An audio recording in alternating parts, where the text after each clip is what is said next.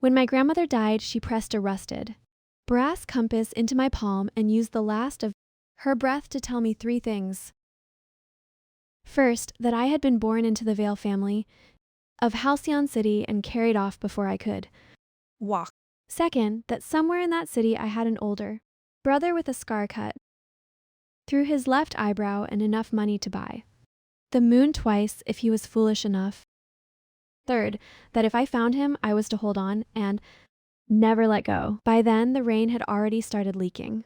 Through the roof of our room in Ash Hollow, the mattress smelled of damp straw. My grandmother's hands were thin as twigs, but when she folded my fingers around the compass, her grip still had command in it. "Don't trust soft voices," she whispered. "Trust who feeds you when you're dirty." Then she died and left me with a compass that no longer pointed north and a surname that might have opened the right doors if I had not also been cursed with severe face blindness. People to me had always been made of outlines and guesses. A mouth, a coat, the shape of shoulders, a habit of standing. Unless someone had a scar or a limp or wore a smell like tobacco or oranges, all faces slid into one another like wet paint. In Ash Hollow, that barely mattered. There were only a few hundred people, and everyone moved like themselves. In Halcyon City, there were 10 million potatoes in expensive clothes, and not one of them looked like family. I arrived during a storm that turned the station. Steps into a waterfall. I had my grandmother's compass, a cloth bag with 2 dresses, and a photograph so old the faces had almost dissolved. I lost the photograph in the second hour.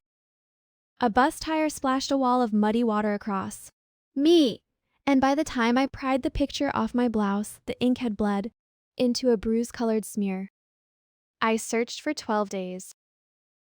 I slept in terminals, under awnings, once in a 24-hour laundromat where the machines hissed like snakes, and an old woman gave me a hot dumpling because she said I looked too stubborn to starve quietly.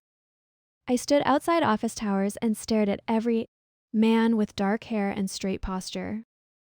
I asked security guards if they had seen anyone with a scar through the left brow and the surname Vale. I was thrown out of 3 buildings, laughed at in 2, and nearly arrested outside the headquarters of Vale group for trying to enter through a service gate with a dead compass in one hand and a boiled sweet potato in the other. On the 13th night, I found him, or I thought. I did. The rain came down in hard silver rods. The bridge over Blackwater River was nearly empty. At the far end, under a flickering street lamp, a tall man stood with one hand on the railing and the other shoved deep into the pocket of a black coat. His shoulders were knife sharp. His profile was all angles and exhaustion. Lightning cracked open the sky, and for a white, hot second, I saw the scar split through his left brow. The compass in my fist felt suddenly heavy as fate. I ran at him carrying everything I owned and hit him below the ribs like a sack of grain. "Brother," I shouted and locked both arms around his waist. "Don't jump. If you die, I will have nobody." The man went rigid. What? He said. "You cannot die," I cried louder, because when in doubt, I have always believed in commitment. Grandma said the Vale family had money and a big house and enough dishes to break one a day for 10 years. If you die, what happens to me for 3 entire breaths there was only rain. Then the man looked down at me as if God had played a joke directly into his hands. He was not handsome in the gentle way magazines prefer. He had a hard mouth, a scarred brow, and eyes so pale they looked silver in the lightning. Everything about him suggested he had once been sharpened against something worse than life and survived by becoming harder than the blade. "Let go," he said. "No, let go or I will peel you off." "Brother," I sobbed with all the strength left in my body, "I have not eaten meat in 4 days. You can kill me later if you want, but do not die before feeding me." He stared. Then, to my lasting shock, he laughed. It was not a warm laugh. It was the laugh of a man who had just discovered The universe could still surprise him, and he deeply resented that fact. Headlights swept over the bridge. A black sedan rolled to the curb. A man in glasses jumped out with an umbrella and froze when he saw us. "Mr. Thorne," he said, "what is this?" The silver-eyed man looked from the umbrella to me and back again. Something unreadable moved through his face. Not softness. Never that. Calculation, maybe. Curiosity. "She says she belongs to the Vale." "Family," he said at last. The man with the umbrella sucked in a breath. "That seems unlikely. I know where your office is," I told him with dignity. "Your security guard has a mole on his neck and Hates poor people. the silver-eyed man crouched until we were eye level. Rain clung to his lashes. "What is your name?" "Ren Hart." "That is not." Vale. My grandmother said the people who stole. Me changed it. What else did your grandmother say? That my Brother had a scar in his left brow. I jabbed a finger toward his face. There it is. proof. He closed his eyes briefly, as if fighting off either a headache or murder. When he opened them again, they were colder and more awake. "My name," he said, "is Dorian." Thorn. I blinked through the rain. That is not Vale either. "No," he said. "It is not." The man with the umbrella later, I learned his name was Elias, gave him a warning. "Look." Dorian ignored it. "How much?" Dorian asked. "Do you know about the Vales? Only that they are rich, and one of them is supposed to be mine." Another pause. Then Dorian rose, took the cloth bag from my shoulder, and opened the sedan door. "Get in," he said. "Are you my brother or not?" He looked at the river, then at the storm, then at me. Shivering in wet cotton and cheap shoes with my dead compass clenched like a weapon. "No," he said softly. "But perhaps tonight that is less important than you think. I got in anyway." That was how I first entered Dorian Thorne's life. Soaked through, hungry, and clinging to the wrong man at the exact moment he had been deciding whether revenge was enough reason to keep living. The car drove us into the Western District where the buildings grew taller and the glass brighter, and the city stopped pretending. Ordinary people were invited. Dorian lived on the top floor of a tower that overlooked the river like a private threat. The apartment was enormous, clean to the point of menace, and decorated in shades of black, bone, and cold gray. Nothing sentimental. Nothing soft. No sign that. Anyone laughed there unless it was at someone else's expense. Elias stood by while a housekeeper brought towels and looked me over as if she could not decide whether I was a stray dog or a bomb. "She will need food," Dorian said. "She will need a bath," Elias corrected. "I can do both," I said. No one listened to me. They put me in a marble bathroom bigger than our entire room in Ash Hollow.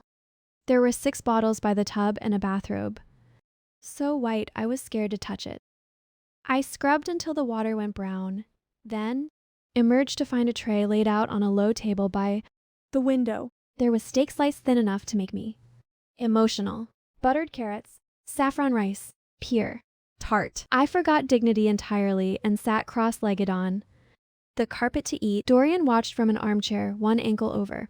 The opposite knee, a glass of untouched whiskey in his hand. "You eat like someone expecting the plate to disappear," he said. In my defense, I replied around a mouthful of rice. "It often has." He studied me in silence, long enough that I began to think perhaps he really was considering whether to kill me after Dinner. Instead, he asked, "Who else knows you came to the city?" "No one." No papers. No proof. I lifted the compass from the bathrobe pocket and set it beside my plate.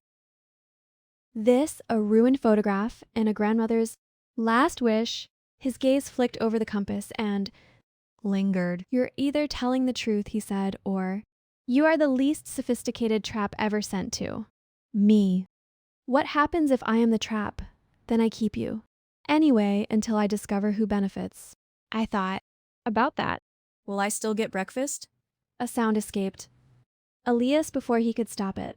Dorian's mouth twitched. Yes, he said. "You will get breakfast." That first night I slept in a guest room with sheets so smooth they frightened me. I woke 3 times because silence in rich places never sounds natural. Once, near dawn, I passed Dorian's study and saw him standing at the window, in shirt sleeves, not moving as if the city below had forgotten to release him. Over the next week, I learned several facts. 1. Dorian Thorne had once been Dorian Vale, the eldest son born outside marriage to the old patriarch of Vale Group. That made him blood to the family, but not acceptable blood. He had been raised in the same house, educated with the same tutors, then gradually fenced away from every inheritance that mattered.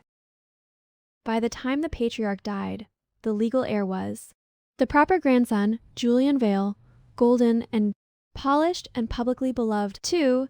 Dorian had built his own empire anyway, not by starting a clean business, but by rescuing ruined companies nobody wanted and making them Profitable. through methods elegant people called ruthless, because they worked and could not be stolen in Broad daylight.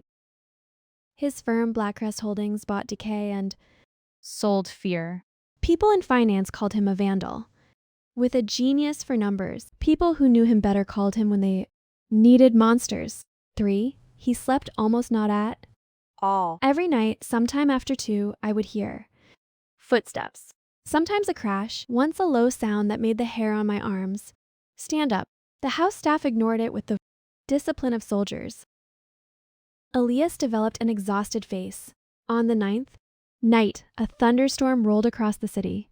The Windows shook. I left my room with a blanket around my shoulders and found Dorian on the floor behind the study desk, breathing like a man, drowning under invisible water. His hands were over his head. The lamp lay broken beside him. One of the glass paperweights had exploded against the wall.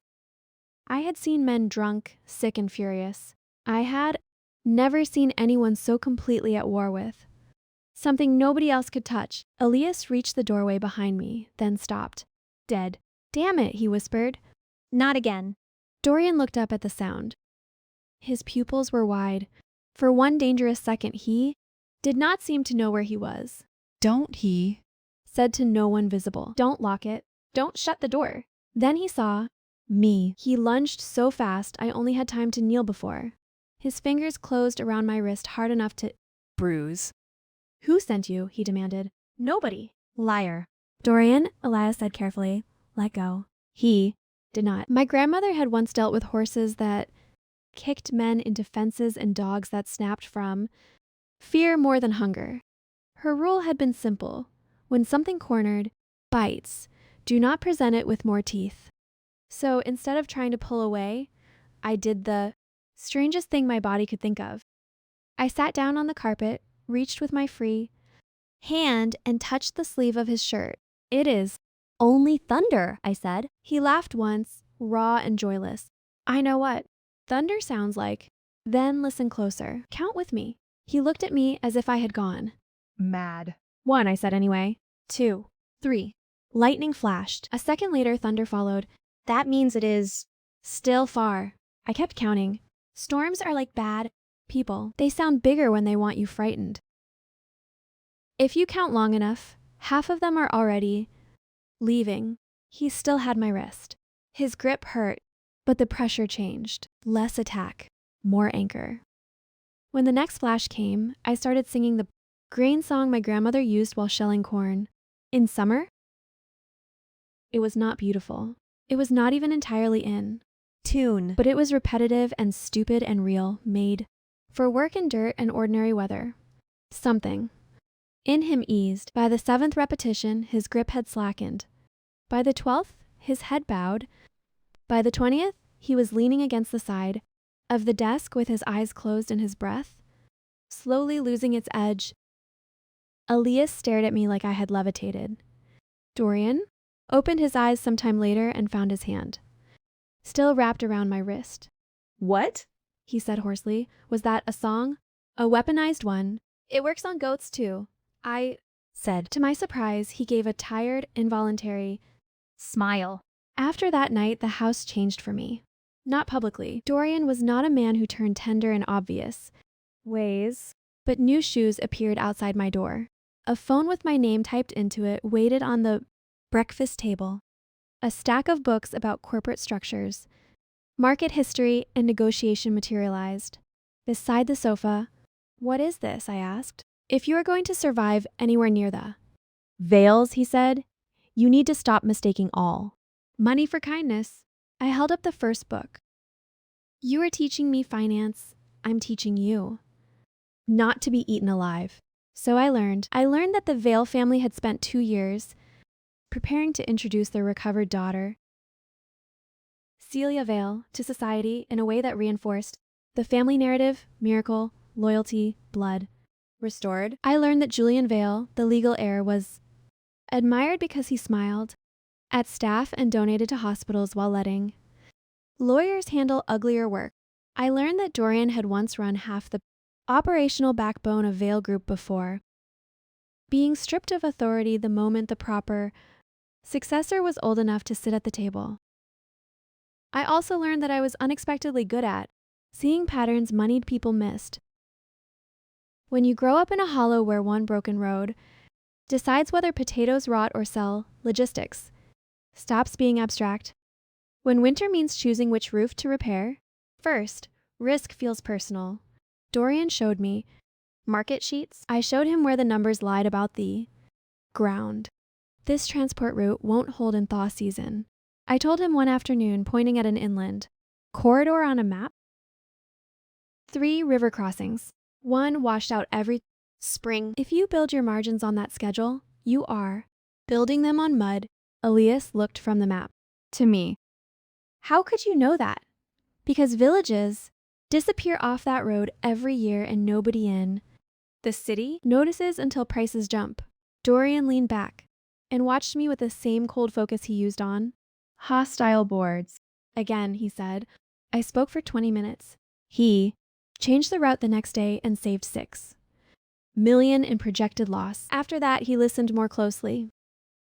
By the time the invitation arrived to the Vales grand recognition gala for Celia, I had lived in Dorian's tower for 5 weeks, learned the names of 6 hedge funds, and stopped flinching when the bathwater ran clear. My face blindness remained, but I could now identify half the financial district by shoes, watches, and whether they smelled of arrogance or citrus.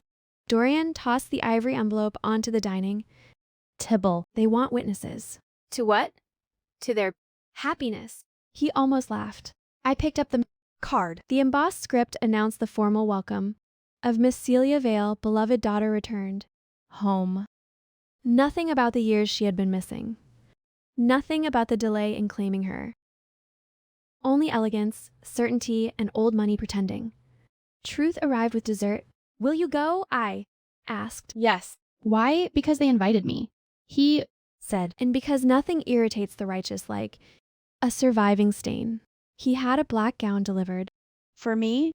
It fit like it had been designed by someone who believed poor girls should be sharpened into weapons before being unveiled. When I stepped out in it, Dorian looked up from fastening his cufflinks and went unusually still. "Well," I asked. "You look," he said, then paused as if selecting a less dangerous sentence. "Expensive." "I'm taking that as love." it is not. Elias coughed into his hand to hide a grin. The gala took place in the Vale family hotel, a tower of gold glass and rehearsed discretion. Every camera in Halcyon seemed to be there. Every guest smelled like polished shoes and inherited confidence. The room quieted when Dorian entered. It quieted further when they noticed me on his arm. I could not read every face, but I could read silence. This one said the bastard was expected, perhaps, but not the girl in black, with a diamond comb in her hair and a posture too unafraid to be decorative. Julian Vale approached first. He was exactly what old money would order if it wanted a son who photographed well, tall, composed, pleasantly grave. A narrow scar clipped through his left brow. For one absurd second, my stomach dropped. The wrong man on the bridge had not been the only man in the city with the mark I had chased across a storm. His eyes moved over me, not in recognition, in curiosity. "Dorian," he said. "Julian." Julian's. Gaze returned to me. You did not bring a name card for your guest. She did not ask permission to exist, Dorian said. Lightly. I found that refreshing. Before Julian could answer, a woman in silver silk descended the staircase at the center of the ballroom with all the ceremony of a royal pardon. Celia Vale, the recovered daughter, the girl whose face had already appeared in magazines beside phrases like grace under loss and blood remembers home. She was very beautiful. More importantly, she knew it. Her smile broadened when she saw Dorian, then sharpened almost invisibly when she reached me. So this is why you came, she said. To make a scene. No, Dorian said. To watch. Her laugh was soft enough to pass as charming. And who is she? I answered before he could. Hungry. Julian's mouth twitched. Celia's Expression did not. The older woman at her side, whom I recognized by pearls and disdain alone as Marianne Vale, looked me over from shoes to hairline. She dresses above her origin, Marianne said. Dorian's body changed in the smallest possible way. Only a new stillness, only a hint that the room had become one insult. More dangerous. Careful, he said. You might say something vulgar? Marianne smiled, with all her teeth. You would know. The conversation should have ended there, but women like Celia never leave a room without first proving themselves the center of its geometry. She took a champagne flute from a passing tray and stepped closer. A toast, then, she said sweetly. To family, however unexpectedly found. The angle of her wrist was wrong before she even moved. I saw it because in Ash Hollow, anyone who meant harm announced it through the body long before the face admitted anything. And because I had already watched too many rich girls confuse elegance with aim, she tipped the glass toward my dress. I moved, but not in the direction she expected. Instead of stumbling backward and letting the champagne wash over me, I shifted sideways and caught Dorian's sleeve. The liquid missed me entirely and cascaded over Celia's own bodice. The gasp that followed made the chandeliers feel suddenly honest. Celia stood frozen bubbles, sliding down pale silk. Oh no, I said with sincere enjoyment. These floors are dangerous. Dorian took a glass from the nearest tray, looked once at Celia, and then emptied the entire thing over Julian's lapel. Gasps multiplied. What on earth Julian began? Dorian set down the empty flute. I slipped. For the first time all evening, I laughed out loud. The gala disintegrated. Beautifully after that, not publicly. Rich people rarely lose control in ways the camera can quote, but whispers broke formation. Marianne Demanded security. Julian abandoned politeness. Celia trembled with outrage while insisting she was perfectly composed. Dorian led me out before the worst of it, his hand firm at my back. Once we were in the elevator, he leaned against the mirrored wall and looked at me. You moved. First, he said. She was wasting good silk. That dress cost more than some cars. Exactly. I was protecting assets. The elevator doors closed on his smile. 3 days later, Elias entered my breakfast with a file and the expression of a man announcing weather that would probably kill someone. Julian Vale wants a meeting, he said. With whom? With you. I buttered my toast more carefully than necessary. Why? Because someone on his side finally thought to run a private investigation before staging blood as pageantry. He set the file in front of me. Inside were copies of my grandmother's local documents, the old clinic record of an infant treated after a fever with identifying notes about a birthmark at the base of the spine and a recent lab report. The report confirmed a parent-child match between me and Adrian Vale, the dead patriarch's surviving brother, meaning I was indeed Vale. Blood through a line quietly buried years ago. Julian was not my brother, but my cousin by that branch. Celia was no blood relation to them at All. I read the report twice. Then I looked at Dorian. He had not touched his coffee. Well, I said, this is awkward. No, he said, this is useful. Julian requested discretion and chose a private room in a members' club that Smelled like cedar and legacy. I wore a cream blouse and the cheapest earrings I owned. Dorian forbade it. I wore them anyway. Julian arrived alone. He did not waste time. The family made a serious Mistake, he said. 1. I intend to correct. By correcting, I Asked, do you mean? apologizing or simply rebranding. For the first time, he looked genuinely taken aback. I deserve that, he said after a moment. But the result remains. You are Vale blood. Celia is not. My mother does not know yet. Your mother called me vulgar and my clothes a Delusion. She says worse when frightened. Comforting. Julian folded his hands. Come home. Let us handle the rest properly. Home. The word landed strangely. Not because I had never wanted it, because I suddenly understood the price, the veils, expected in exchange for it. Julian could have been kind in another life. In this one, he was still asking me to become part of a machine that mistook possession for love. I thought of Marianne's eyes, of Celia's wrist, of Dorian standing in rooms where his very existence was treated as a stain. So I asked the only question that mattered. If I come home, I said, what happens to Dorian? A shadow crossed his face. He has chosen opposition. That was not my question. Julian was silent too long. That was answer enough. I leaned back. Then I think you misunderstand. I did not spend 13 days being hungry in Halcyon, so I could be adopted into cruelty with better wallpaper. His mouth hardened. He is using you. So are you. That is Unfair. No, I said. It is symmetrical. Julian left with his composure intact and his plan broken.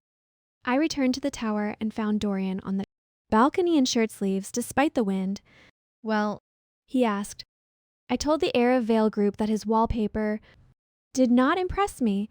A short, startled laugh escaped him. And if he wants me, he can start by... Admitting you before he asks. for me. Dorian turned toward the city so I would not fully see his expression, but I heard the roughness in his next sentence. You should have taken the offer. Why? Because it was real. So am I said. After that, things accelerated. Julian publicly delayed the announcement of Celia's status under a pretext about health and privacy. Marianne, sensing some shift but not its shape, doubled down on appearances. Celia began sending me gift silk scarves, perfume, an antique ring each, accompanied by notes written in a hand delicate, enough to sell poison as tenderness. I returned all of them unopened. One evening, Elias handed me a tablet displaying a charity gala invite and the latest board rumors. Vale Group's renewable materials subsidiary is Failing, he said. 3/4 of losses. Dorian wants to buy the debt. why, he says. Dead things are often only badly supervised. I Reviewed the numbers. The subsidiary handled mineral inputs, recycled metals, and agricultural bioplastics sourced from Western counties. Wait, I said slowly. These supplier contracts, they are paying almost nothing for mountain flax. And industrial hemp? Elias blinked. Yes. In Ash Hollow and 6 valleys around it. People have been growing those crops for years because the soil won't carry wheat anymore. The current contracts are robbery. That is Business. That is lazy business, I corrected. If someone paid better and built processing closer to the source, yields would double. Because no one would have to haul wet fiber 200 miles before curing it. He stared at me. You are serious. Very. That was the first time Dorian offered me equity. He did it badly. We were in the study, rain on the glass, Elias with a spreadsheet, me. with a pencil behind my ear. If Blackcrest acquires the subsidiary, Dorian said, you will run the rural supply. Restructuring. I laughed because he obviously could not mean what it sounded like. He slid a draft contract across the desk. 5% founder equivalent equity in the structured spinout, vesting over 3 years. More if profitability targets were hit. I read it twice, then a third time aloud because sometimes numbers only become real when spoken. Are you trying to marry me to a spreadsheet? No, he said. I'm trying to see if money scares you as much as blood. It does not. Good. I signed. That spring, I became busy in a way hunger had never prepared me for. I went home to Ash Hollow in a convoy of practical vehicles and expensive skepticism. I met county officials who had dismissed our valleys for decades. I sat at folding tables with women who had sold fiber for prices so poor they joked the crops were only useful to stuff boots. I translated investor language into road language, and road language back into return projections. Dorian came once unexpectedly. He stood in the middle of our valley wearing city black while old women evaluated him like livestock. That is the one, Auntie Fen asked me. Not. Quietly. The moody rich one. Yes. Does he? Work occasionally. She nodded. Good shoulders. Bad face for smiling. Dorian heard every word, and to everyone's surprise, including his own, did not object. He walked the fields with me. He saw the river crossings that erased schedules, the warehouses with broken roofs, the girls who left because the city paid better for polished nails than for real labor. At sunset, from the ridge above Ash Hollow, he looked down over the valley and said, I Thought you were exaggerating. we specialize in surviving insultingly low expectations. I replied. When the deal closed, the old Vale subsidiary died on paper and was reborn as Lantern Materials. It Was my name. not because I asked, because Dorian filed the documents before telling me. Why Lantern? I demanded. He shrugged. Because you keep dragging light into places that had the decency to remain dark. That company made me rich before it made anyone comfortable. We paid suppliers properly. We built 2 local processing plants. We partnered with a research lab on fiber, composites for packaging and insulation.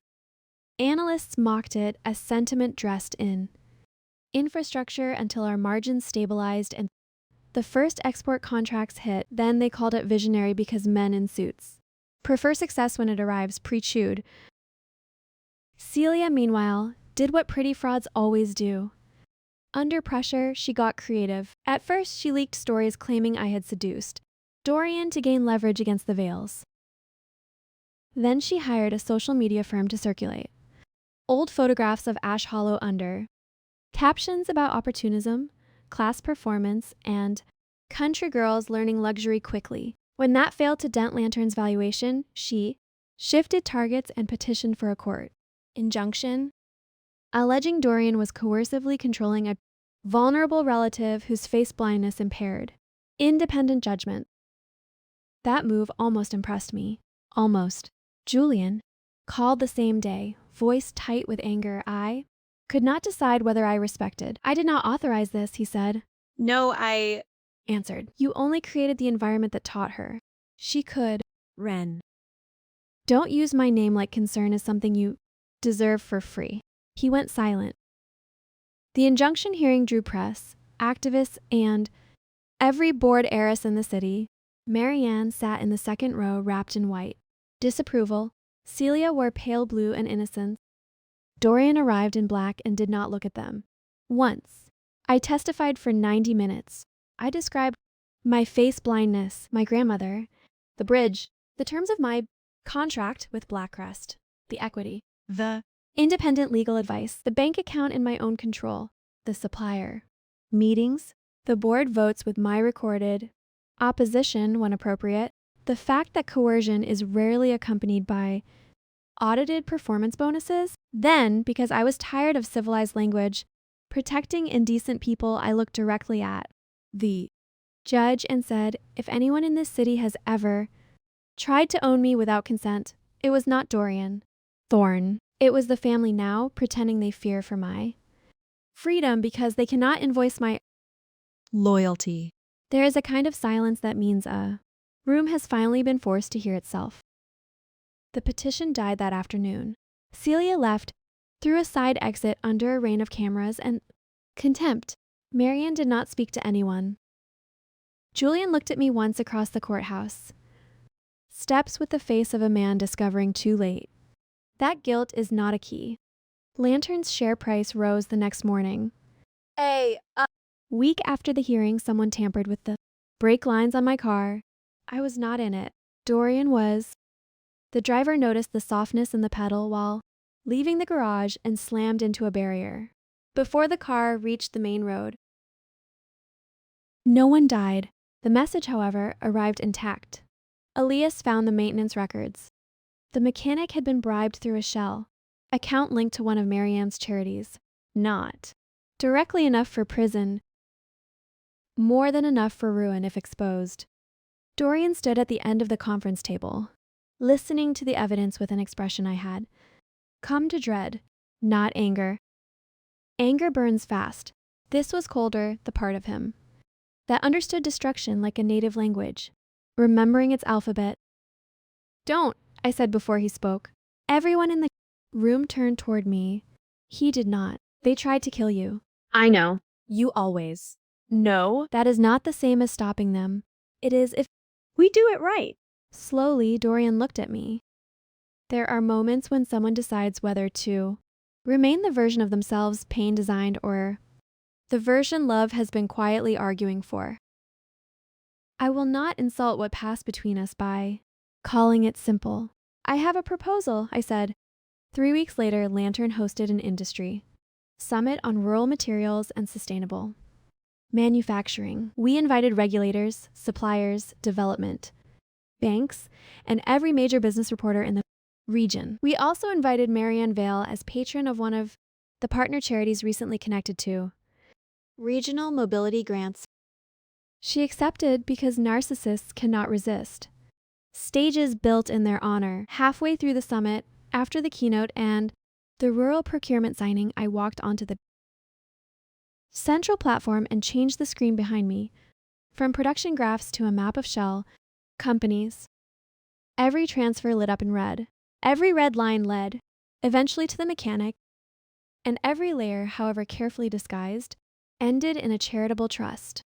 Chaired by Marianne Vale and managed operationally by Celia's personal attorney, the hall went soundless. I explained everything.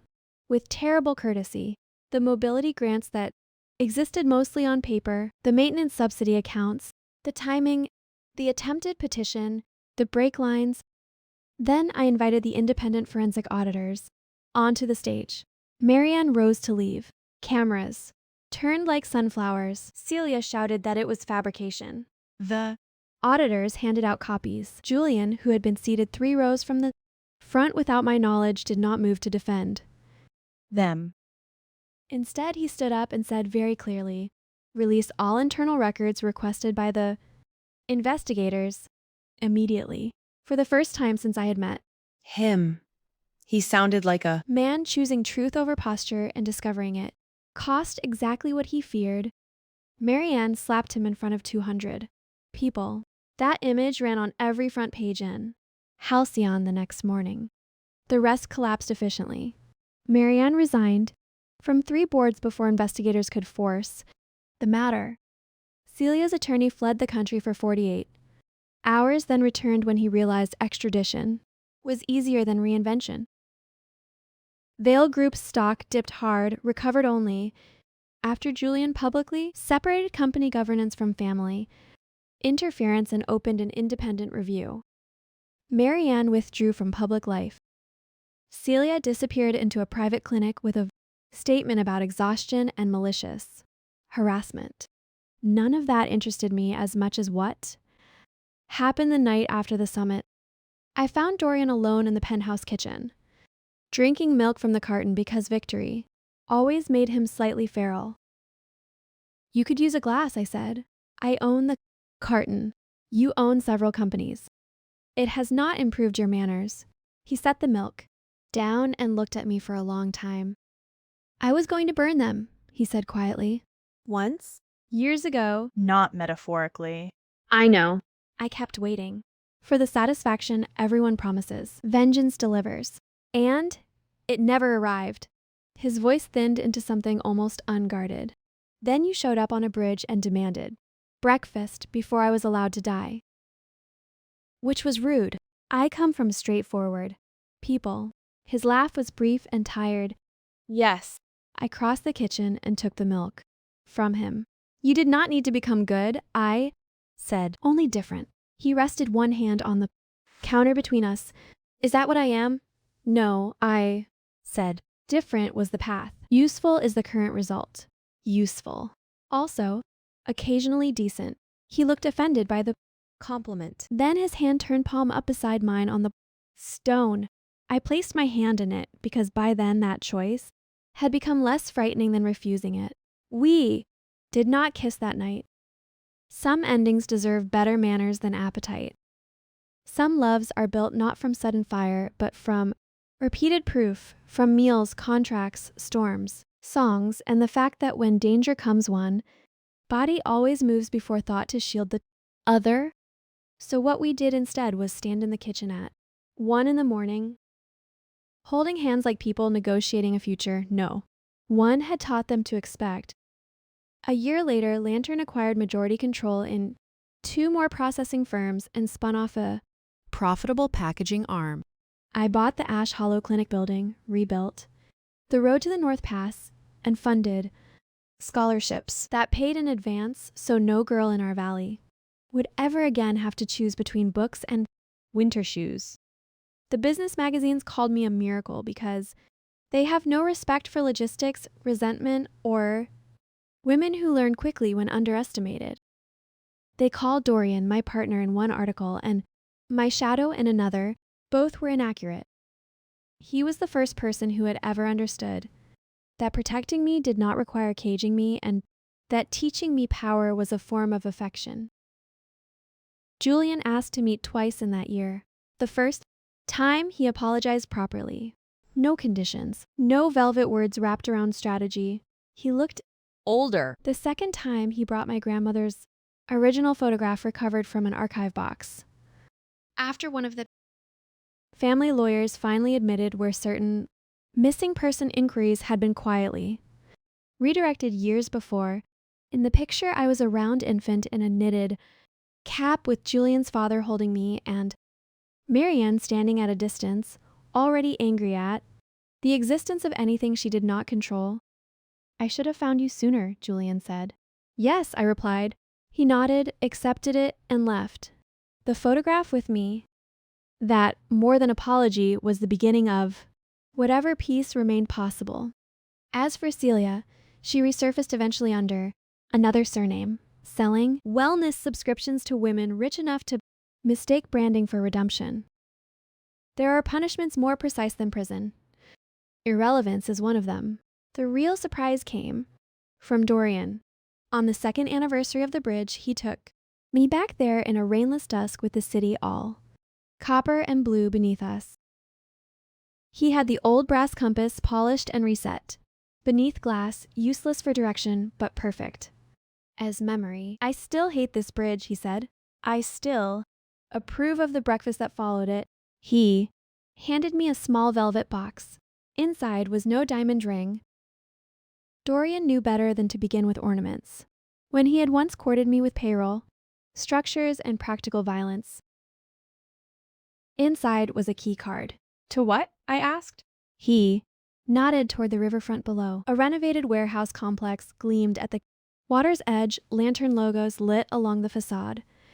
Our new headquarters, the one we had argued over for 8 months. Top. Floor, he said. Executive rights equal. My lawyers tell me that if I die stupidly, control passes exactly the way you specified. I stared At him. This is your version of romance. It is my version of permanence, which is romantic for people with accounting trauma. His mouth curved. Ren. The evening wind caught at his coat. For a moment, I saw again the man on the bridge, all blade and rein and weary intention. Then I saw the man after, the one who learned to sleep some nights with a ridiculous country song. In his ear, the one who built processing plants and valleys nobody on the board could pronounce, the one who once said blood was useless, and later chose loyalty until it remade him. Yes, I said. If you plan to keep holding on, he said, do it properly. So I took the key card, stepped closer, and kissed the villain I had once mistaken for family. And then, by harder luck and better choosing, made into home. Some people will tell you wealth begins with inheritance. They are wrong. Sometimes it begins with a wrong turn in a storm, a dead compass, a man no one should have, Trusted and the stubborn decision to build a life. where the world expected either ruin or surrender. I did not inherit my fortune from the Vale family. I extracted it from the future, contract by contract, road by road, field by field, hand in, hand with the man they called unfit. And if that sounds like a fairy tale, then you have never met a village girl who learned the true market value of loyalty before. She learned the proper price of silk. There was one last thing I had to do before I could call any of it finished. In the third autumn after Lantern's launch, I brought my grandmother's ashes to Halcyon. Not because she had ever asked to return. She had not. She had spent the last years of her life spitting whenever anyone mentioned cities, and if cities had possessed faces, she would have slapped them all. But she had loved two things with complete, impractical faith, me and the absurd idea that blood should answer for what it abandoned. So I rented a modest hall above one of Lantern's first plants and invited exactly 12 people.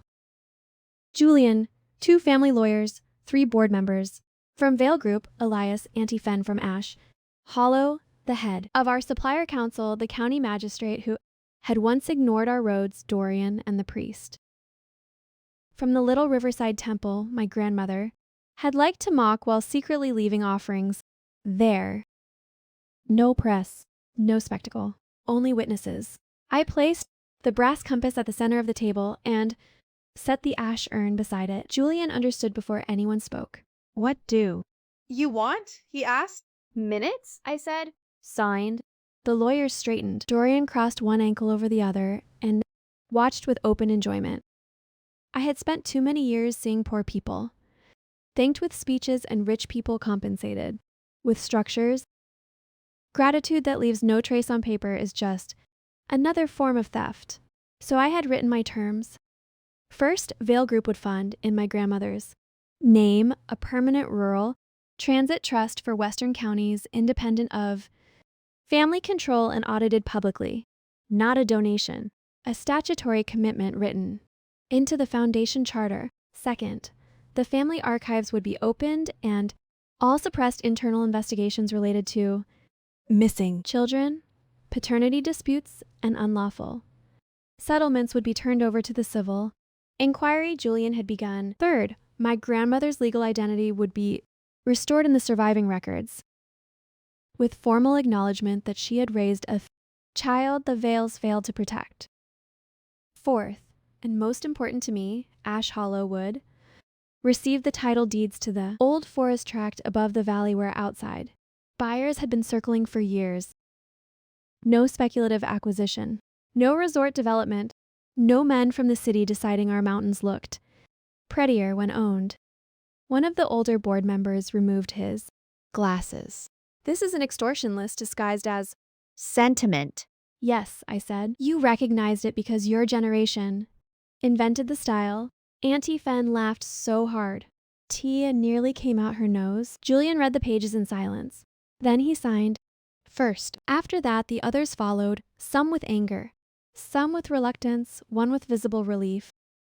The county magistrate signed as a state witness, looking as though he was only now understanding that the rude girl from the valleys had somehow learned to make institutions kneel without once raising her voice. When the last signature dried, I lifted the urn. My grandmother, I said, would have preferred I made all of you suffer longer. Please consider this administrative mercy. Even Dorian laughed at that. We took the ashes at sunset to the ridge above Ash, hollow where the wind ran clean across the stones.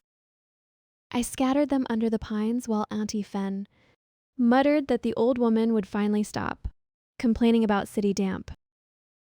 Dorian stood a little behind me, one hand at the small of my back, not two, guide me only to say without words that grief did not need to be carried alone. On the drive back down the mountain, my phone buzzed 6 times with congratulations from analysts because Lantern had just crossed another valuation threshold and I was, according to one breathless outlet, the youngest. Industrial chair in the region. I turned the phone face down. What, Dorian? Asked. They are calling me self-made. And I looked out at the valley roads lit in thin lines of gold, at the plant roofs, the storage depots, the freight lanes, the school. Windows bright past dark because scholarship girls were still studying. I think I said, the phrase is less insulting when you know exactly how many hands helped and how many traps did not.